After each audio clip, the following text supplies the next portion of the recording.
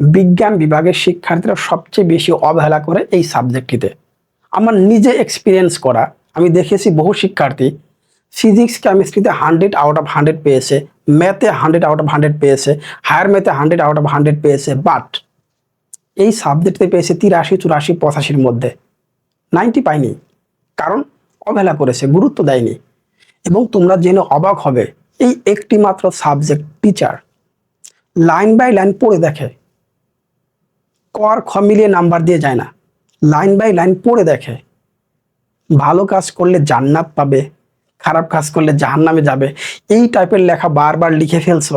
একই জিনিস লেখার মধ্যে কোনো ভেরিয়েশন নাই, ইনফরমেশন নাই, নাম্বার দিবে না, গতানুগতিক। ইভেন অনেক শিক্ষার্থী প্লাস মিস করে এই সাবজেক্টটিতে, ভালো শিক্ষার্থী যারা 90+ নাম্বার পেয়েছে অন্যান্য সাবজেক্টগুলোতে, বাট ইসলাম শিক্ষা নাম্বার কম পেয়েছে। ওই যে বললাম, গুরুত্ব নেই, লেখার মধ্যে কোনো ভ্যারিয়েশন নেই।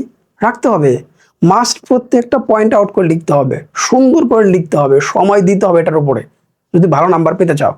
ওই যে বললাম, টোটাল নাম্বারটা বিজ্ঞান বিভাগের শিক্ষার্থীরা টোটাল নাম্বারটা 1200+ কখন আসবে? যখন এই সাবজেক্টগুলোতে বেশি গুরুত্ব দিবে। অনেকে দেয় না, কিন্তু আর্টস এবং কমার্সের শিক্ষার্থীরা এদিক দিয়ে এগিয়ে, ওরা এই সাবজেক্টে অনেক ভালো করে সব সময়, রাইট? তাহলে আজকে তোমাদের একটা প্ল্যানিং করে দিচ্ছি, শুধু আজকে ভিডিওটি দেখো, আর পরীক্ষার আগে জাস্ট ওই মার্ক করা বিষয়গুলো পড়ে যাবে, ইনশাল্লাহ আর ভয় থাকবে না, রাইট? তাহলে প্রথম প্ল্যান করতে চাই, তাহলে প্রথম কাজ হচ্ছে অধ্যায় সিলেক্ট করা।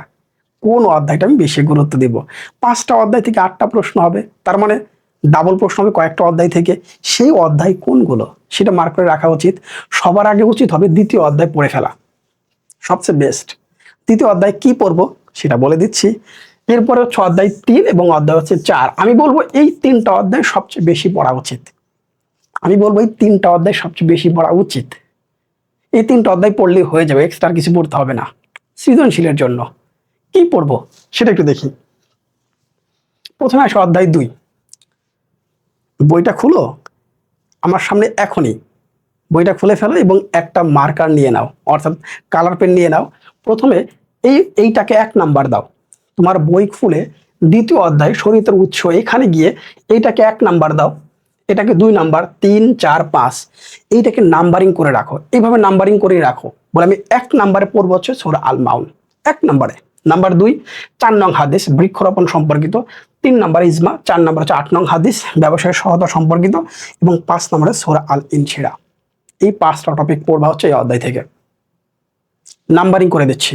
এই 5টা টপিকও বেস্ট করে কোন সৃজনশীলগুলো পরীক্ষায় পড়তে হবে সেটা বলে দিচ্ছি। বিশ্লেষণটা একবার দেখো, রাইট? পরের অধ্যায় যদি আমরা যাই, দেখো পরের অধ্যায় হচ্ছে কি, অধ্যায় 3 ইবাদত, সালাত, সাওম এবং জাকাত। এই 3টার উপরে গুরুত্ব বাড়িয়ে দাও। এই 3টাকে বেস করে 1, 2, 3 নাম্বার দিয়ে রাখো, বলে এই 3টা আমি পড়বো সৃজনশীলের জন্য এখন থেকে। আচ্ছা, এরপরে যে অধ্যায়টি আছে 4 নম্বর অধ্যায়, সুদ এবং ঘুষ, ওয়াদা পালন, দেশপ্রেম, লাস্ট হচ্ছে তাকওয়া। একবারে নাম্বারিং করে দাও এখন থেকেই।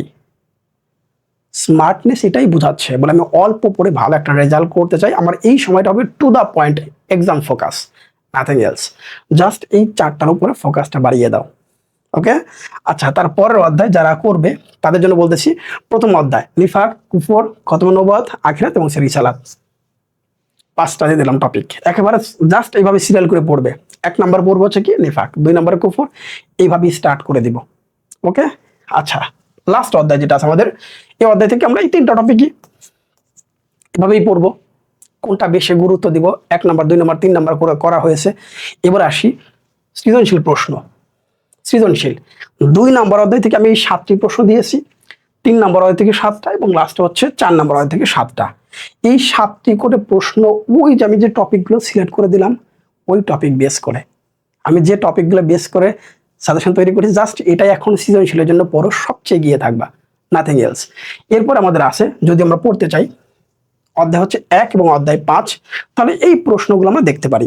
অধ্যায় যারা 1 এবং 5 পড়বে তাদের জন্য এই প্রশ্নগুলো ইম্পর্টেন্ট, এর বাইরে এক্সট্রা পড়ার প্রয়োজন নাই। জাস্ট এই প্রশ্নগুলো মার্ক করে রাখো এবং পরীক্ষার আগে যে গ্যাপটা আছে সেটা কাজে লাগাও, হয়ে যাবে ইনশাল্লাহ।